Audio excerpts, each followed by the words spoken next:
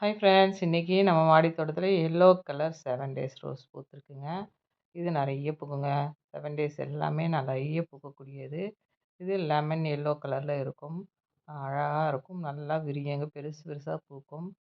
7 days எல்லாம் நெறைய பூக்கக்கூடியதுங்க. அதனால மாடியில எப்பவுமே பூக்கள் இருக்கும். அந்த மாரி பார்த்து நம்ம செடிகள கலெக்ட் பண்ணி வச்சோம்னா, நம்ம மாடி தோட்டத்தில ரோஜாக்கள் எப்பொழுதுமே பூக்கள் இருந்துட்டே இருக்கும்.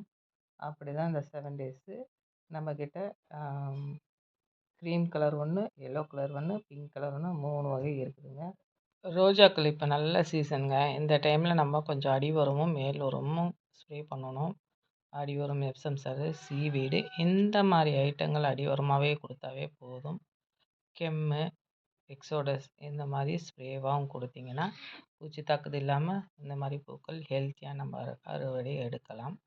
எல்லோ கலர் 7 டேஸ் நம்ம மாடி தோட்டத்தில். இதெல்லாம் பெரிய செடியா தாங்க வரும். சின்னதா வராது. நல்லா பெருசா புதர் மாரி வரும்.